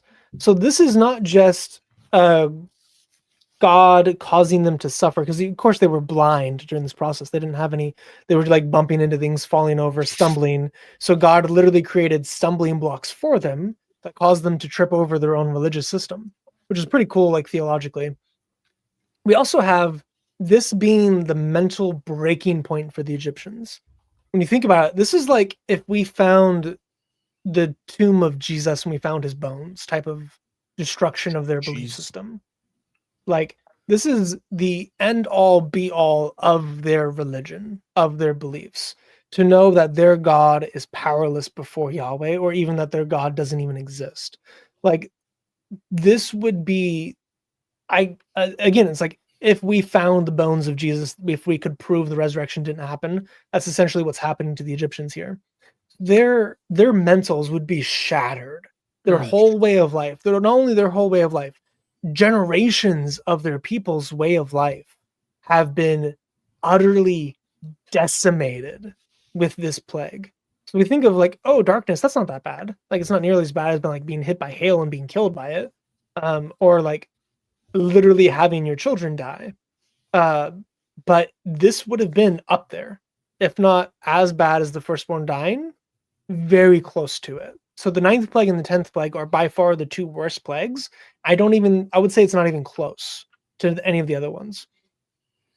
So even with the ones that caused physical suffering, this one's worse because it's causing not just mental suffering, but spiritual suffering and a sense of powerlessness that I'm sure they would have never experienced without this exact thing happening. So God basically killed Ra for 3 days. And if you notice the serpent there, we have this serpent type, the serpent expression there as well. So it's like Jesus crushing the head of the serpent for 3 days in darkness, and he comes out and he shines the light again. So I'm sure you have some pretty, really cool, deep typology you can do with this. Whenever I was putting this together, I wasn't thinking of typology whenever I made it. Yeah. But we have God flipping his switch and just turning off the sun. So this is gets into like even the Babylonian myth. So even if you don't want to put it towards the Egyptian, we also have any of the other pagans that they were interacting with the Babylonians. He was showing, hey, you have no power. I am the creator of the heavens and the earth. I am the creator of life. I have breathed life into man. I made you. You're made in my image, not the image of anyone else. I bought you with a price. You will be my people. We see that with the old covenant. The new covenant is also bought with the price. So the price of the firstborn. Yeah, that's bars. The price right of the firstborn always been it. Yeah. That's bars right there. If you could flash that on screen, Chris. The reverse of let there be light. Yeah, Genesis just shuts it off. Not even the challenge, by the way. Just cooks him. Just going up to Pharaoh, being like, "Go dig your homie up." Like it's over. It's just, yeah. Go dig your. Yes, go dig your homie up. He slimed out his whole block, man. It's crazy. But just nothing left. So this was the most detrimental one, obviously, other than the next one. Right, because it killed Pharaoh. Yeah. So this is an interesting one. Doesn't Pharaoh think himself is a god? Not only does he think he's the god, he thinks he's the one that keeps the universe still spinning. So he is the keeper of Ma'at, and that is the cosmic order. So as I mentioned earlier, that Khepri is part of the gods that keep the cosmic order, and that's why he's so important. He's not just spinning the poop ball, he's also keeping the order of life, death, and rebirth of Ra happening every day. So we have Pharaoh being either the avatar of Horus or the avatar of Amun. Amun and Ra eventually form and merge later on into Egyptian mythology. But we have Pharaoh is the chief deity, so him and Ra are the chief deities.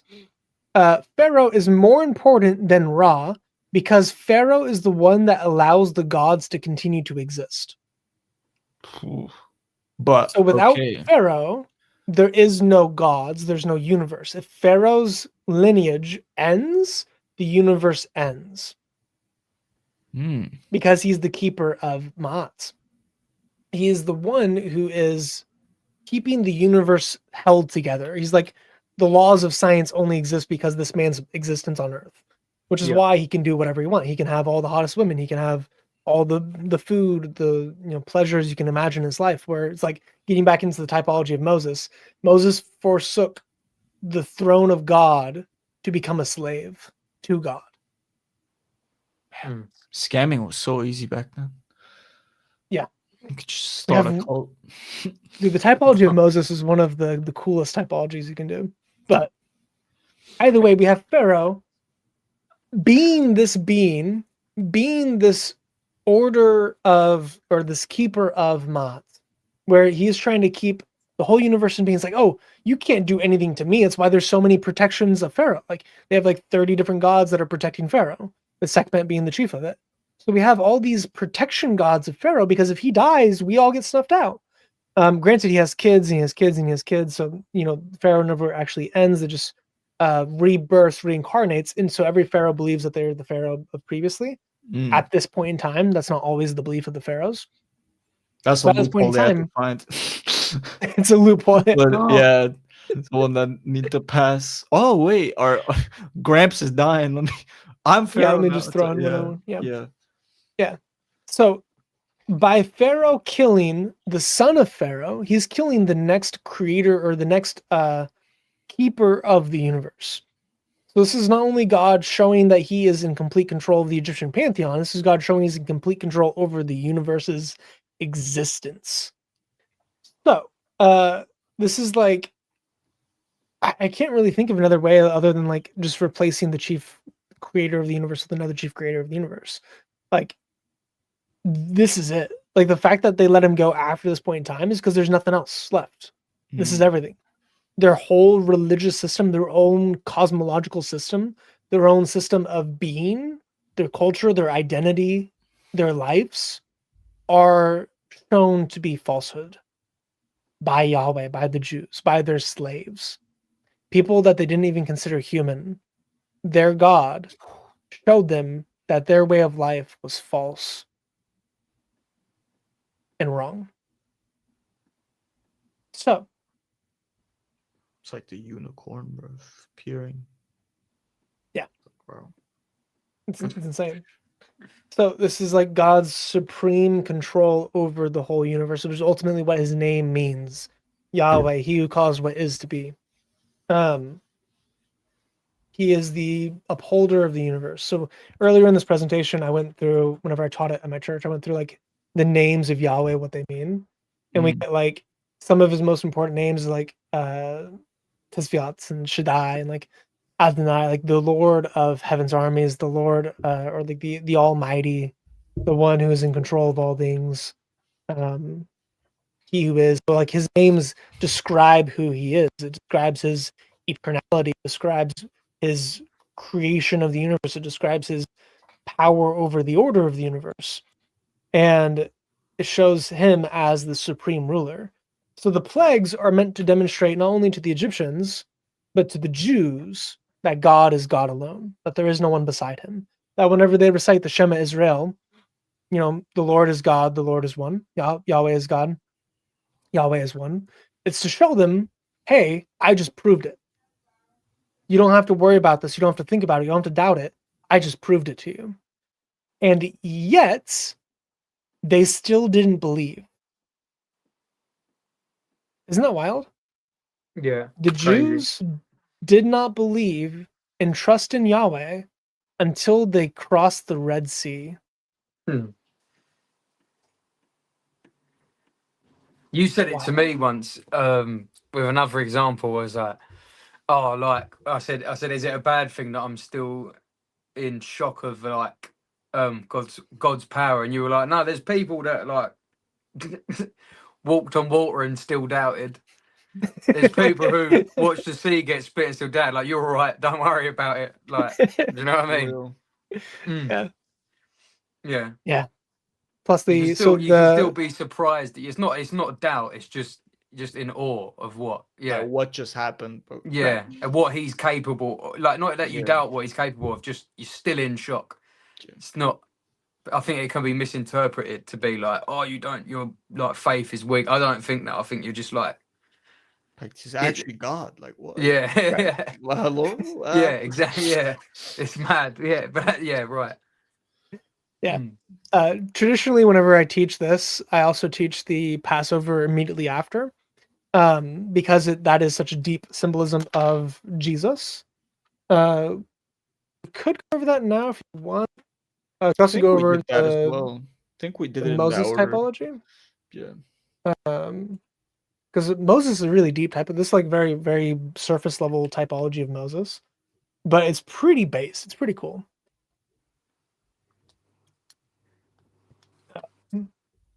Like both obviously knew God face to face. They, he met Jesus face to face. He talked to him hundreds of times over the span of the 40 years. He had 3 different periods in his life, which is interesting. So the first, he died at 120. He spent 40 years in Egypt. He spent 40 years as a shepherd, and he spent 40 years in the desert as a king. So he was a god, he was a shepherd, and he was a king. So you have the different aspects of his life, and then obviously all 40 of those, like the number 40 itself represents trial and testing. So we have Moses tested as a god, and then he steps down from his godhood in order to save a slave. He takes on humanity in order to save a slave. And then from that salvation, he rejects the goodness and the graciousness and like all of the wonders of heaven in order to save this one tiny person. And from that, he then goes out and he becomes a shepherd, and he shepherds the flock of his father for 40 years. And then after that 40 years, he is called to bring in the people of God into the promised land, into deliverance, into salvation out of their bondage. And he goes and he does it. And then in that time period, we have the 40 years of after the Exodus of the trial and testing and patience until final deliverance into the promised land, just like we had 40 days after the cross when Pentecost comes and ushers in the new covenant. So we have a lot of typology in Moses. The level and depth of typology of Moses you can do is long because it's like 3/4 of the Torah is just biography about Moses. Really? There's a whole lot to it. But you obviously have like the really surface level stuff here. It's pretty cool. Joseph's still the GOAT type. Yeah, true. Okay. I'm gonna look through my This is worse. wrong one. Look through my. I haven't taught this in a while, so I'm looking through my notes on the presentation to see if I missed anything. You guys want to yap for a minute? Yeah. Wait, Karen said. I think that's disagree. No. It's not seen as God. It's like a prefigurement. Right. Yeah. Well, like, no, I was referring to like him being in Pharaoh's palace, him being in Pharaoh's court, where he was essentially a member of Pharaoh's family, where all of them were essentially gods, like they're treated as gods. So I'm not saying that Moses was God to the Jews. I'm saying he stepped down from a position in which he was acting as God to people. So that is part of the typology, not that the Jews viewed him as that, but the Egyptian Gentiles viewed him as God. Yeah, that authority and that's but right. So again, yeah. So it's difficult when you speak. I swear, I had the same thing from a few people when you talk about typology, because anytime you like say anything similar, it's like whoa. It's like I'm not saying that the Moses is not God. It's certain actions of his prefigure that of Jesus, because ultimately God knew it was all gonna, like, do you know what I mean? It was all gonna come to fruition anyway. But it's not saying Moses is Jesus or is on level par with Jesus. Just saying, like, same with Joseph. There's similarities there, and obviously Jesus human prefigures Jesus human comes after. Obviously, Angel of Yahweh is already there. Like Jesus pre-incarnate's already there, but it's not. I think I think that's why it's a difficult topic to teach, because people assume that quite quick. And it's hard to explain that it's just a foreshadowing. When you go into it more, it'd be easier to explain it. It is quite a difficult concept. It's really not that popular. Which I'm quite surprised about. It's like people also like it. Just people throw stuff in there as well. Like it becomes a game to a certain degree. So everyone just looks for stuff in typology. So bro died. He's gonna vomit. But yeah, people just like they start to, because typology, credit to it, it is just fun. So it's like a lot of it also does become that game. It's like, oh, what does this mean? What does this mean? So it becomes a slippery slope sometimes. But it's like still, it's very cool. It's very cool. Seriously, great info in the stream. I'm very surprised you said that, but yeah. We've had some interesting. It's definitely sarcasm. It's like, wow, it's like so great. The proof he is running. This is the proof. This is the proof. I wish I could pull up comments, but yeah, the frog made him scared. He couldn't handle the heat. He had to just dip. Typology should be. I believe it should be like forced. Like I don't think you can fully understand. I don't think you can fully appreciate the beauty of scripture and how cohesive it all is until you look into typology. Like every single, like down to the donkey he rode into Jerusalem on, every single thing of every single part of Jesus on earth, not Angel of Yahweh, not Jesus pre-incarnate. Every single thing is prefigured in the Old Testament. Like the reason the Bible was so, like the reason it has such a big, like it's such a big thing, is it's the 86,000 cross references from Old Testament to New. That's what that's what sets the religion apart from every other religion. Do you understand what I'm saying? Facts. That is true. And it's not like they had the previous. I was trying to have this debate with someone the other day. I'm not saying that every book in the Bible that was written, it's not like they had all this necessarily had every single previous manuscript in that order across a 2,000-year time frame.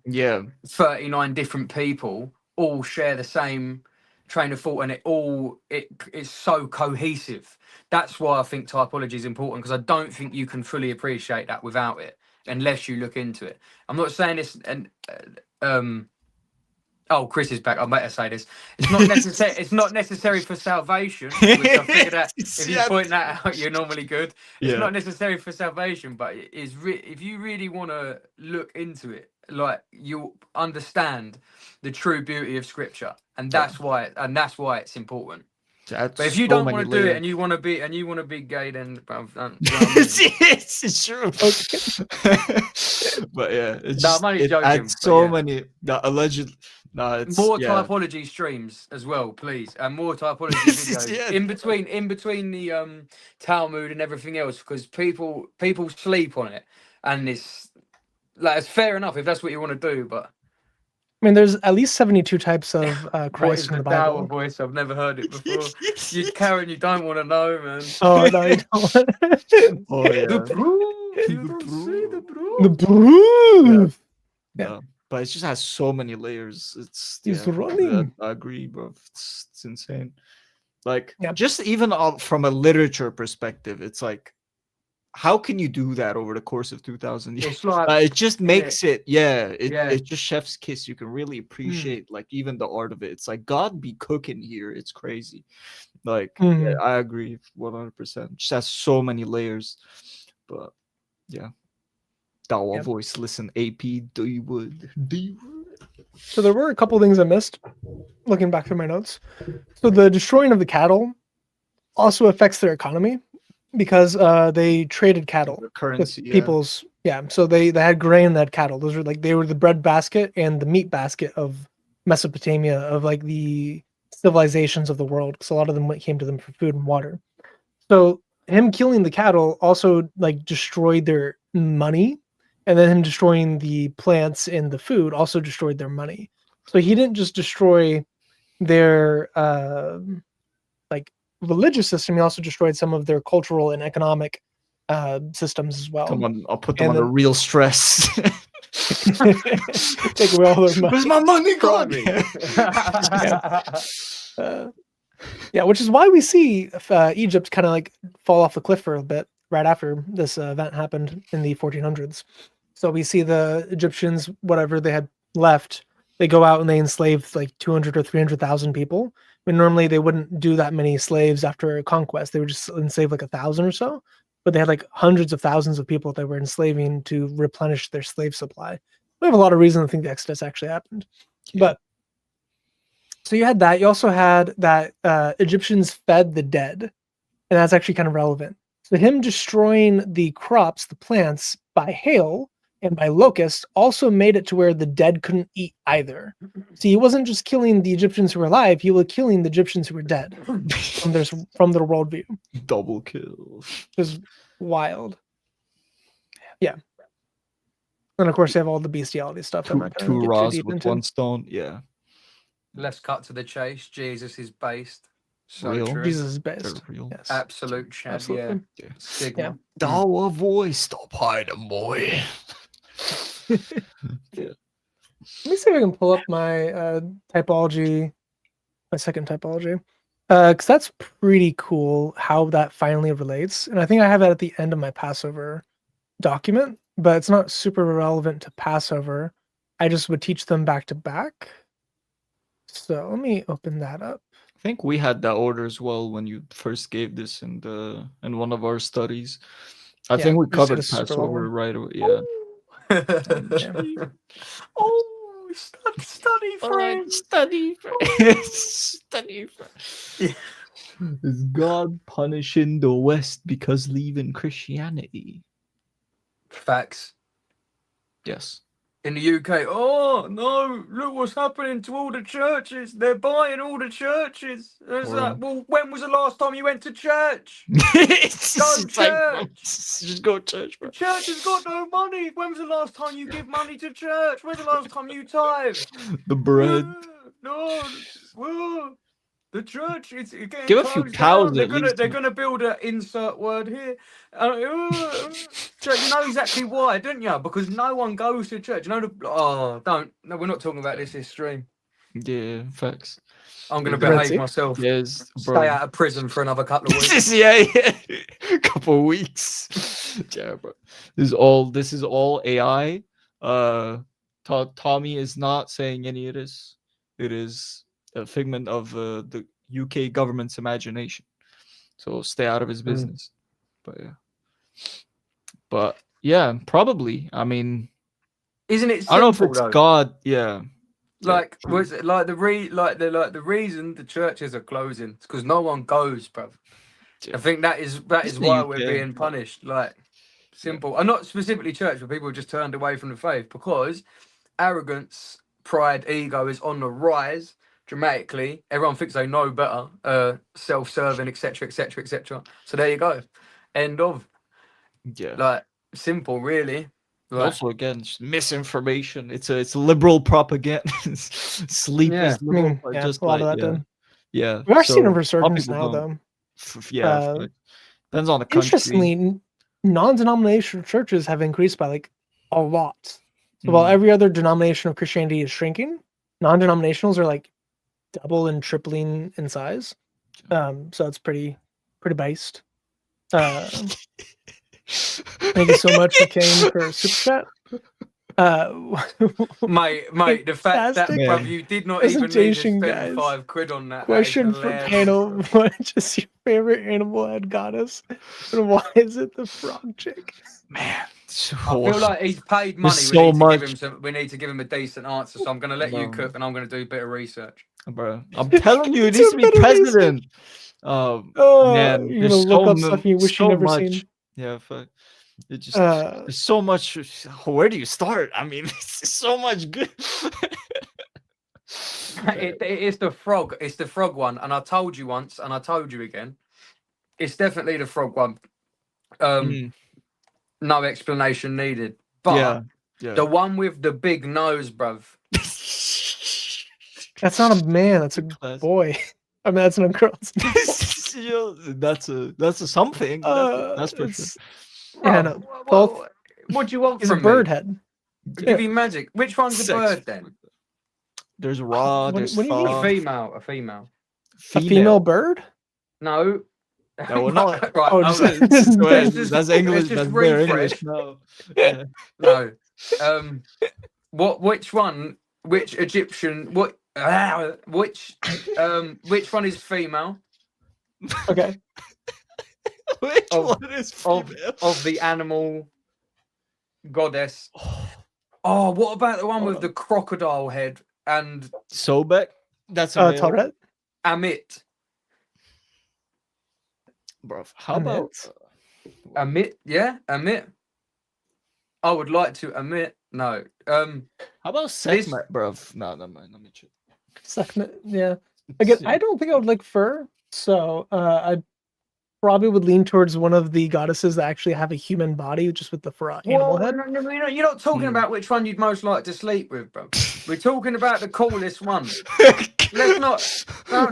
Yelling at him, bro. Let's not make this weird, bruv. Which one is the coolest one?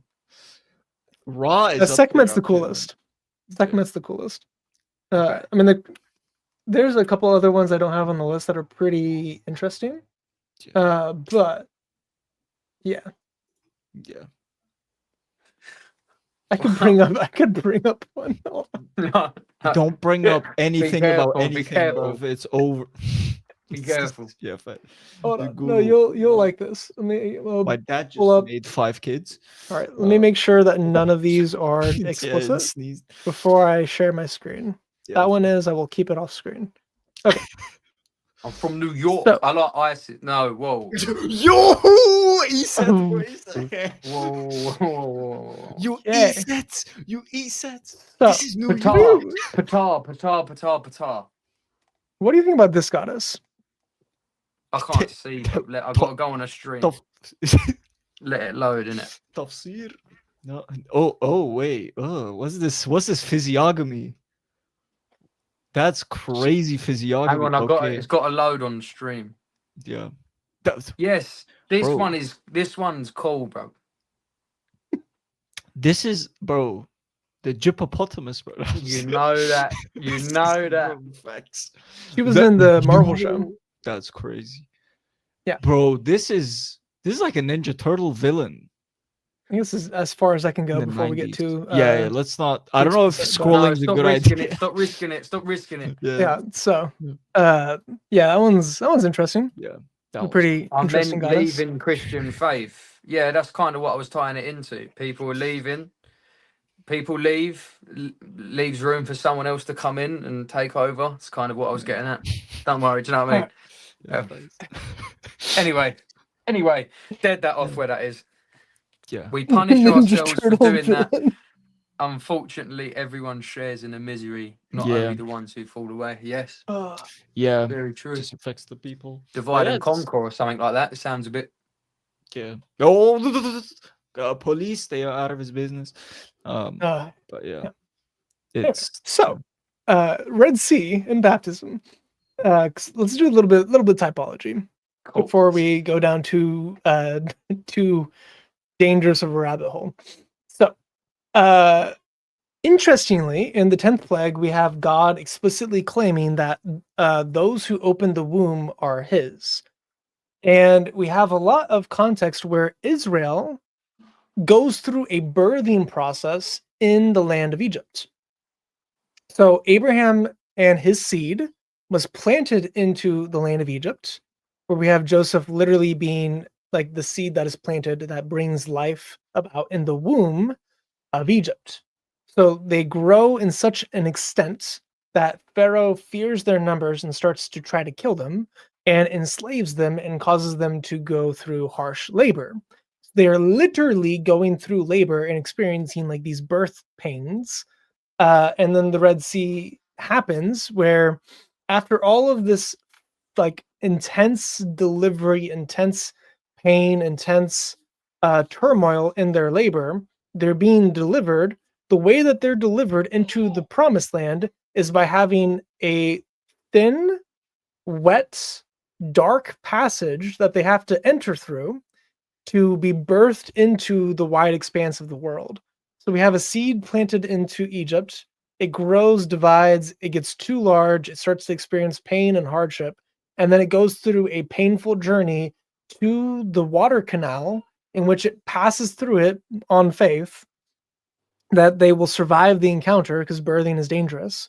And then on the other side of the waters, we are entering into the new day because the sun rises as they're entering out of the Red Sea. So they're crossing at night. They're crossing in this dark, wet passage to come out on the other side into light, into salvation. And they are greeted with the joyful songs on the other side because Miriam and the women start singing the praises of Yahweh. And they are also brought into true faith and salvation and relationship with their Father, with their Heavenly Father God. So we have this type of birth, this birthing scene happening with Egypt, with the Jews, with the Israelites, where now God is claiming the Israelites because they are a newborn nation. He's saying that those who open the womb are his.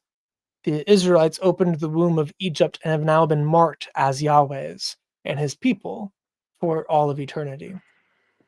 So you have that. You also have the two water crossings representing the two relationship dynamics you have with Yahweh, where the first one, they're trusting, and the second one, they're also trusting. But before they're able to get to the second one, they doubt. So you have this like immediate deliverance from slavery and death and pain in Egypt with the Israelites. And the Jordan River crossing was an immediate deliverance into the promised land. But in order to go into the promised land, they had to go through war.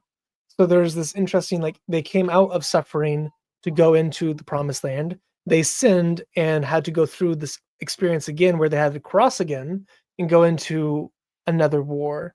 But at the end of it, they were atoned, made new, made into a nation, and faithfully served God for all of like 15 minutes, and then immediately went into the judges period that was dark and depraved and awful.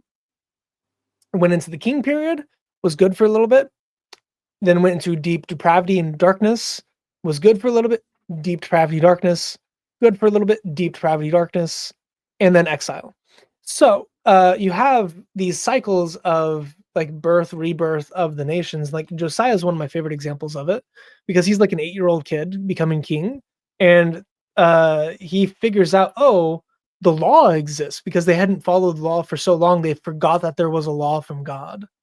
He read the law for the first time, cried, and destroyed everything. He slaughtered all the priests of the false gods. He tore down all the altars. He cleansed the land from the evil and got rid of all of the stuff that was happening. Like, boom, is great. And then 2 generations later, his grandson fumbles it, and they're sent into the exile because of his sin. So has to be one that ruins it for everyone else.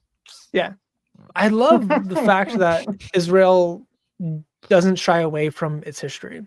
We have so much evil recorded that the Israelites are doing in the Bible that you get the criterion of embarrassment happening, where why would they make this stuff up? Both do we have archaeology to support what happens in the Old Testament, but you also have the criterion of embarrassment where why would they make up that they only had 3 good kings? Like, it's wild. Anyway. Yeah. So, a lot of really cool stuff.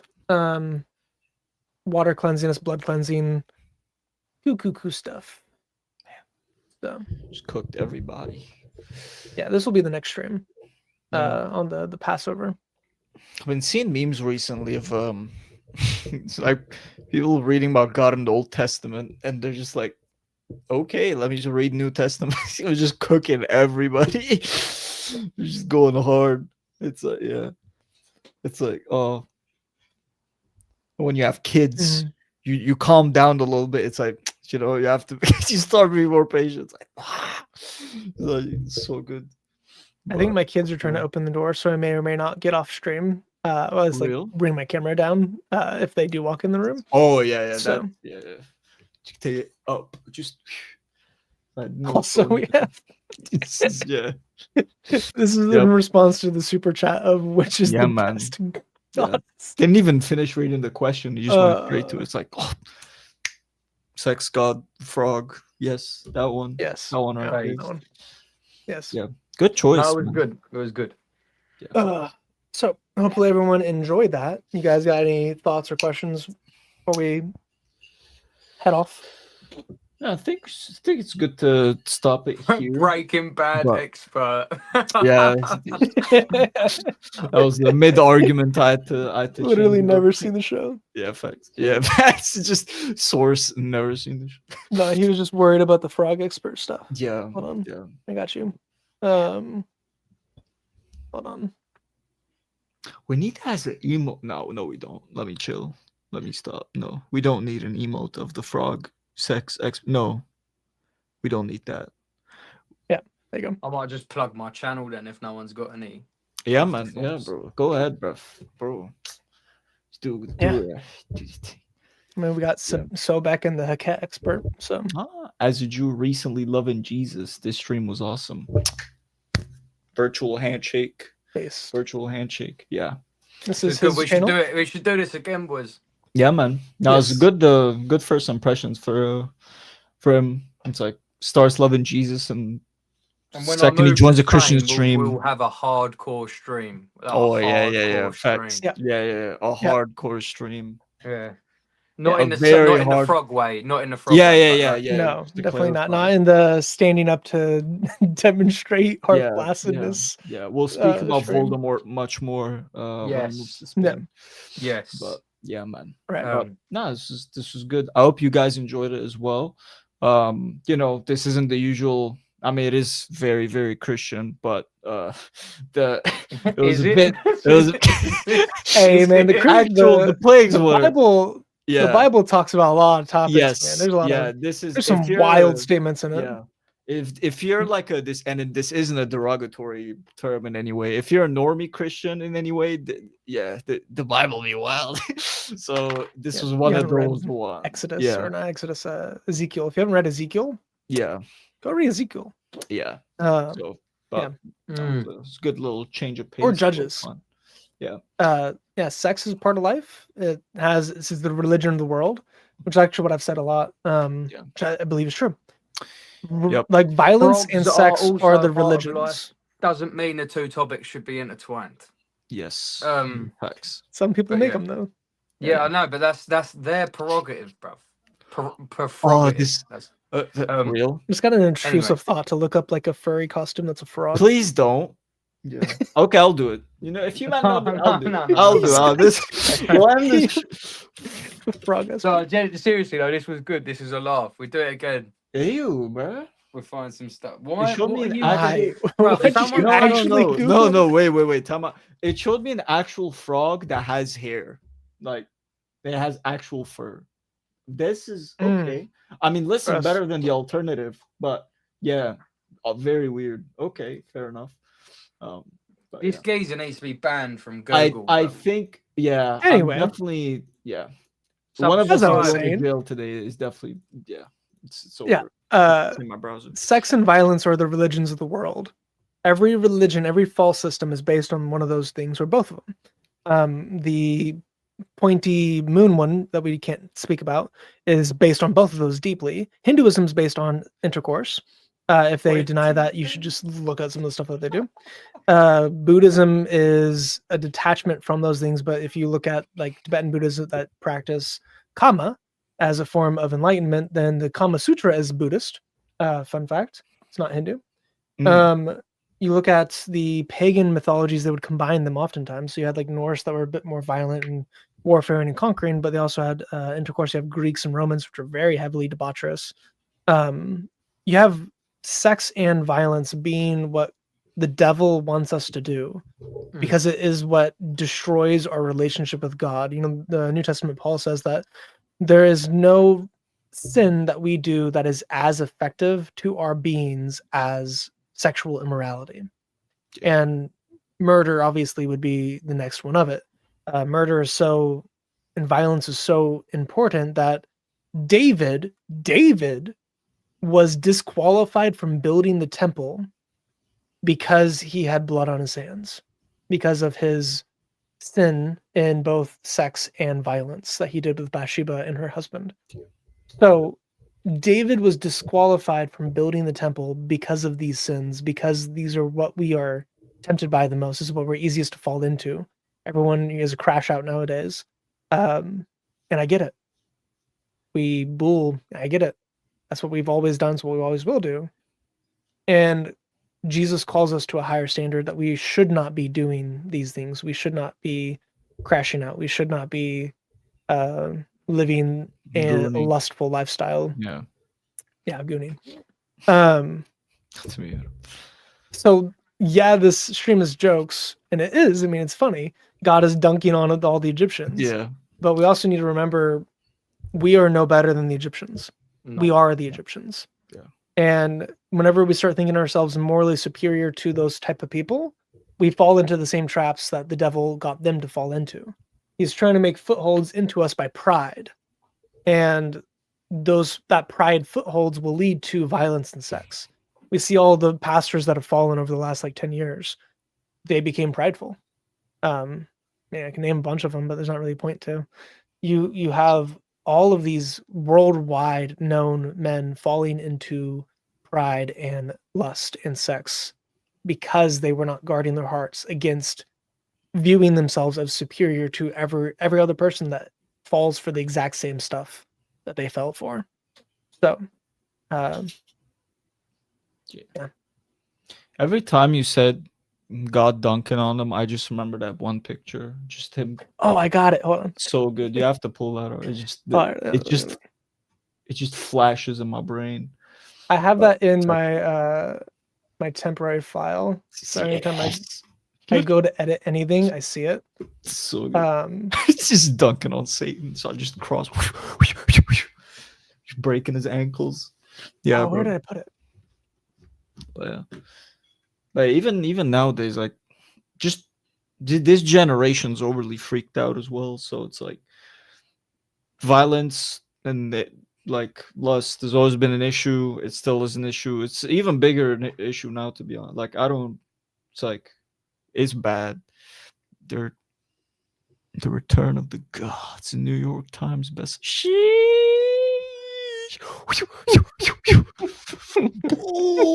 is Yeah, this is the one. This is. If there's one Hmm. picture, like you know how Mexicans love Goku, this is like for Christians. This should be the one. Like this is the one. Like this is our like. This is ours, bro. Got a Christian flag. This is the one.